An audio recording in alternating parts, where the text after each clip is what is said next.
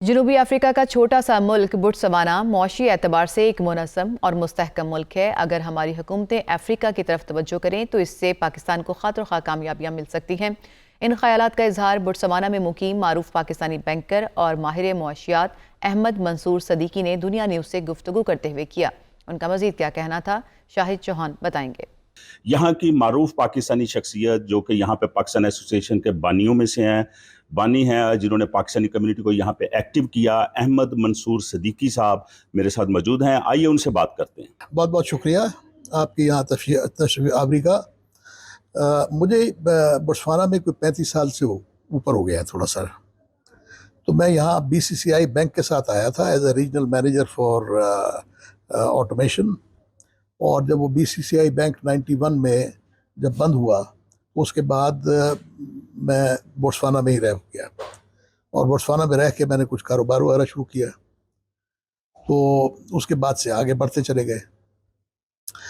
Botswana जैसे कि आपने बताया है अफ्रीका का एक बहुत छोटा सा मुल्क है, मगर इसकी खसूसियत यह है सबसे ज़्यादा कि ये बहुत पीसफुल डेमोक्रेसी है, गवर्नमेंट बहुत स्टेबल है, रिलेटिवली ज़्यादा प्रॉस्परस है और कंट्रीज़ के मुकाबले में। शोर शराबा यहाँ कहीं आप किसी को लड़ते नहीं देखेंगे, कोई पॉलिटिकल रैलीज नहीं देखेंगे, लोग अपने अपने काम से लगे होते हैं। चोरी चकारी बहुत कम है यहाँ। आपको ताज्जुब होगा एक चीज़ का कि यहाँ पुलिस बंदूक या गन्स कैरी नहीं करती, यानी पीसफुल का ये यहाँ पे एक वो मेयर है। आने वाले वक्त में कौन सा ऐसा लीडर है पाकिस्तान में आपकी नज़र में जो पाकिस्तान को बेहतर अंदाज में आगे लेके बढ़ सकता है? आप क्या कहेंगे पाकिस्तान की सियासत पे? चौहान साहब, मैं जिस हद तक समझता हूँ इन चीज़ों को, मेरी पहली प्रायोरिटी पॉलिटिकल स्टेबिलिटी है। तो जो भी कोई लीडर पॉलिटिकल स्टेबिलिटी ला सकता है वो पाकिस्तान के लिए सबसे बेहतर है, और जो लीडर कौम को डिवाइड करता है वो पाकिस्तान के लिए ज़हर कातिल है। मेरे ख्याल में तो ये है। अब अनफॉर्चुनेटली हमारे जो रीसेंट पास्ट के अंदर जो लीडर गुजरे हैं वो उन्होंने कौम को इतना डिवाइड कर दिया है कि एक एक घर के अंदर आपस में लड़ाइयाँ होती हैं, दोस्तियाँ ख़त्म हो गई हैं लोगों की।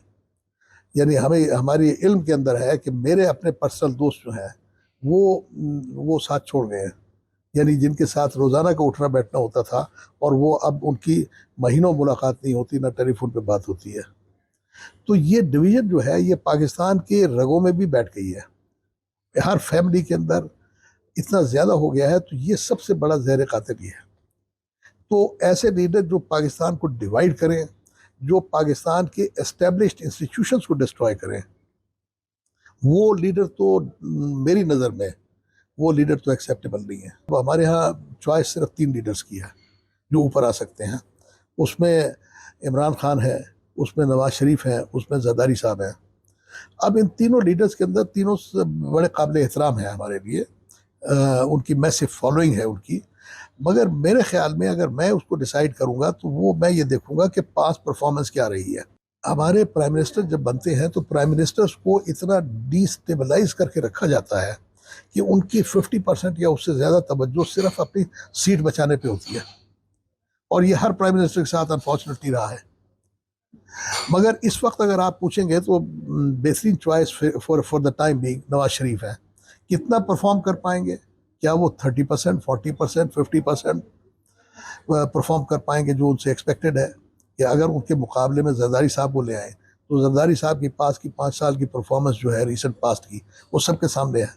इसी तरह इमरान खान साहब को ले आए तो इमरान खान साहब की परफॉर्मेंस भी सबके सामने है कि एक